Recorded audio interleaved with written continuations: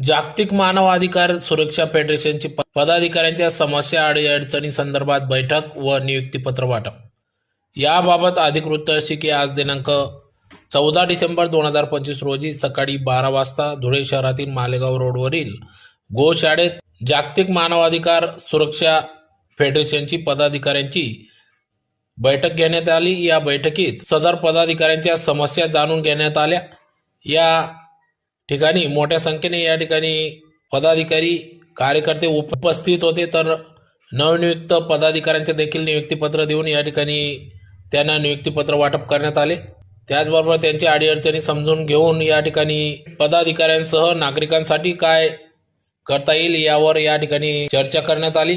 तर प्रसंगी या ठिकाणी जागतिक मानवाधिकार सुरक्षा फोरमचे जागतिक मानवाधिकार सुरक्षा फेडरेशन संस्थापक अध्यक्ष राजेंद्र आहेर, जितेंद्र चौधरी, गिरीश चौधरी यांच्यासह आदी सर्व पदाधिकारी या ठिकाणी उपस्थित होते। त्याच्या विरुद्ध कोणी काही आवाज उचलत नाही।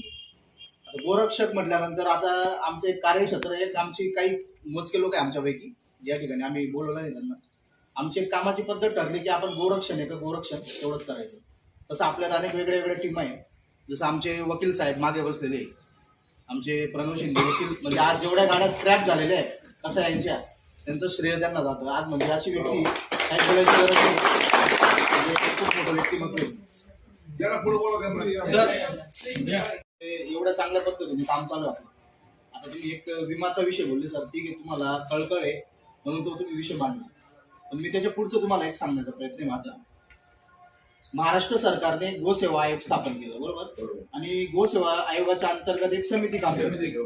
तर त्या समितीची पुढची रूपरेषा अशी आहे की एवढे एक दीड वर्षाच्या कालावधीमध्ये त्यांना काय करायचं आहे की जे लोक वेगवेगळ्या जिल्ह्यामध्ये गोरक्षणाचं काम करत आहे, प्रभावीपणे काम करतात आणि जे लोक फोकसला आहे किंवा ज्यांना जे अनेक वर्षापासून गोरक्षणाचं काम करत आहे त्यांना 25-25 लाखाचा विमा गोसेवा आयोगातर्फे काढून भेटणार। हे भारतीय शासनाची गोष्ट आहे, कारण ज्यावेळेस देवेंद्र फडणवीस साहेबांनी मुख्यमंत्री पदाची शपथ घेतली त्यावेळेस सगळ्यात पहिले त्यांनी गायीची पूजा केली, आणि ज्यावेळेस त्यांचं सरकारचा कालावधी संपणार होता त्याच्या आधी शिंदे साहेबांनी गायीला राज्यमाताचा दर्जा दिला, देशी गायीला।